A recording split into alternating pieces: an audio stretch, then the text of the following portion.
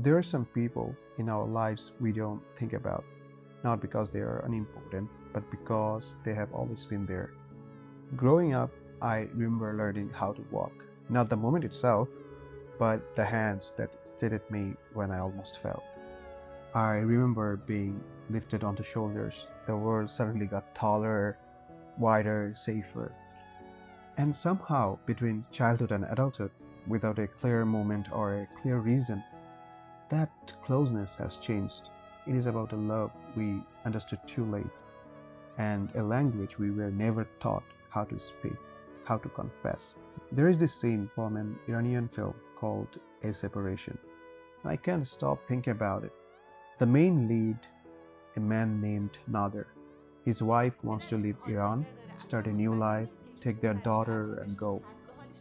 But Nader refuses, not because he doesn't love her, not because he doesn't want what's best for his child. He refuses because of his father. His father has Alzheimer's. His father doesn't recognize him anymore, doesn't know his name, doesn't know where he is. Some days doesn't even know he has a son. And Nader's wife, she is furious, desperate. She says, he doesn't even know who you are. And Nader shouted back saying, but I know he is my father. I watched that scene 3 times in a row, and each time something inside me cracked. Because the question started forming, the question I didn't want to ask. What if? What if tomorrow my father was diagnosed with Alzheimer's? What if next month he stopped recognizing me? What if he forgot my name, my face, every conversation we have ever had? Would I stay? Would I bathe him the way Nadir bathes his father in the film? Would I dress him, feed him, sit with him through the confusion and fear, listen to all his stories? Would I be able to care for him the way he once cared for me? I have this memory once. I must have been 7 or 8. I was sick, really sick, high fever, the kind where your body feels like it's not your own anymore. My mother was fussing, putting cold clothes on my forehead repeatedly, checking my temperature every 10 minutes. And my father was just there, standing in the doorway, arms crossed, silent. That's how he always was, that strong one, the one who didn't panic, didn't show weakness. But in the middle of the night, I woke up, or half woke up. My eyes were too heavy to open fully. Everything was blurry, but I could see him. He was sitting on the floor, the cold, hard floor, leaning back against the wardrobe, facing me, watching me breathe. He wasn't sleeping, he was just watching, making sure I was still breathing. I tried to keep my eyes open, to say something, I don't know, but I couldn't, so I fell back asleep. I never told him I saw that. I never said thank you. And now, years later, I think about that night. And I think about Nader. And I think, could I do the same if my father needed me on the way I needed him that night? Could I sit on the cold floor and watch him breathe? I want to say yes, I want to believe I could, but the truth is, I don't know. And the reason is I don't know is the distance. The distance I have built. The distance we have built. The space between us that grew so slowly I didn't even notice it was there. Until one day I looked up and he was on the other side of an ocean I don't know how to cross. So I started asking friends, colleagues, my flatmates, people I trust. I wanted to know if it was just me, if this distance, this gap between fathers and their children, if it was mine alone, or if it was something we all carried. I don't even remember exactly how I phrased the question, but it was something like, do you feel close to your father? I ended up talking to 8 people, some in their 20s, some in their 50s, some whose fathers are still alive, some whose fathers have passed. I talked to them for hours. I never timed the conversations, I never stopped them when they went long, because something was happening. They were unburdening. I asked them questions, loose ones, open ones. What do you remember about your father? What do you wish you had said? And their answers were different. Every story was unique.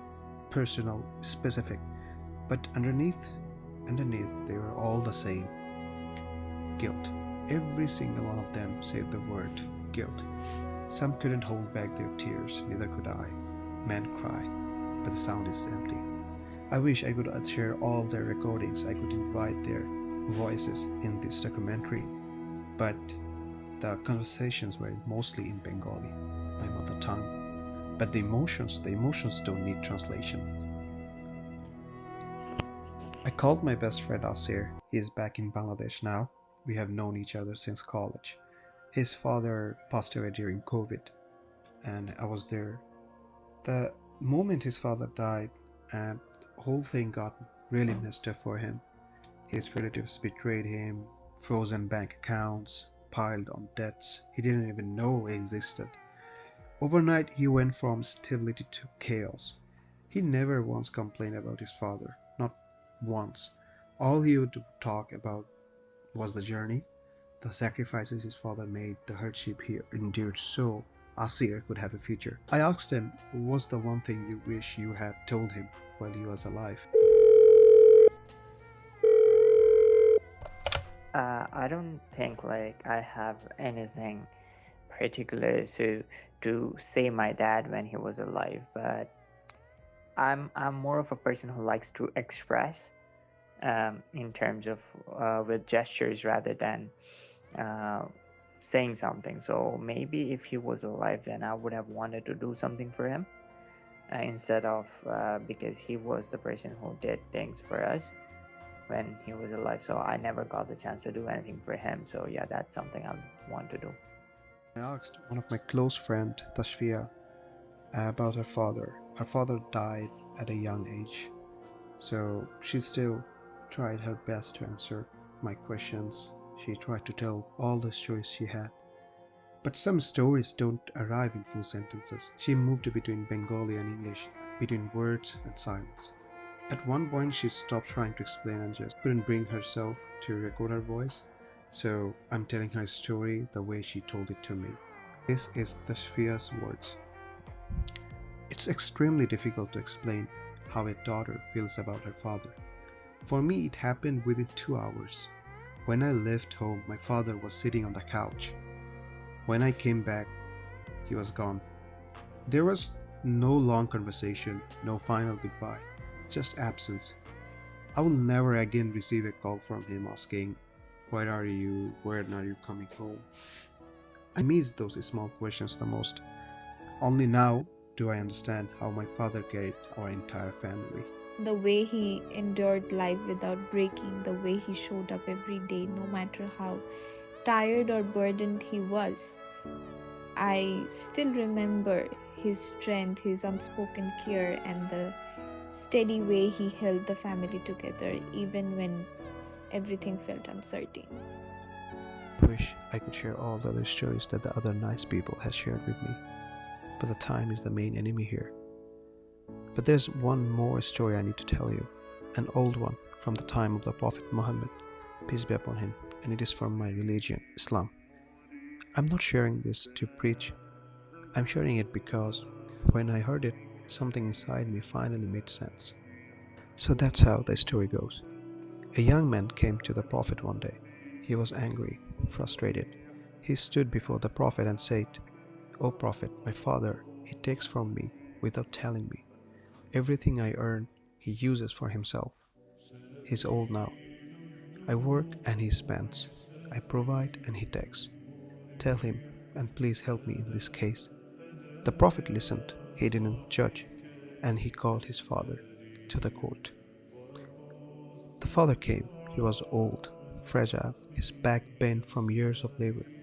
He walked slowly into the presence of the Prophet, and when he heard the complaint the son made against him, his eyes filled with tears. But he didn't defend himself with words. Instead, he began to recite a poem. At that time, the Arabians were really known for their poems, and that's how the poem goes. When you were young, I cherished you beyond measure. My eyes stayed open when you fell ill, and I wept through the night as if I were the one in pain, as if your suffering was mine, not yours. When you cried, I trembled, consumed by love and fear for you. I would have given my own life to ease your discomfort. I spent everything I had so you would not go without. I fed you with my own hands, and when you soiled yourself, I cleaned you without hesitation. I worked until my body broke, so that you could grow tall and strong and free. My wealth became yours, my time became yours, my very breath became yours. And now that you have grown, now that you stand on the shoulders I provided, you see me as a burden and wish that death would take me from your side. Upon hearing this, the Prophet Muhammad was crying, his face was filled with compassion, and he said, "You and all that you possess belongs to your father." Also said, "Paradise lies at the feet of your mother, but the rights of your father are so great that in the Quran, God places them directly after his own rights.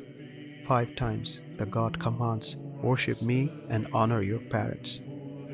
I have get it now that this is kind of natural that you give a distance from your father. So this is for every father who loved in silence, who gave without asking, who stood in the background so we could stand in the light. It is for all the fathers. The hands that lifted me held skies above, silent rivers flowing with endless love. In storms and shadows, they never complain, shaping the heart while hiding the pain. A quiet sun that warms my way, rising softly behind clouds of grey, though distant in voice, yet near in light. Father, you guide me through every night. Thank you. Thank you all.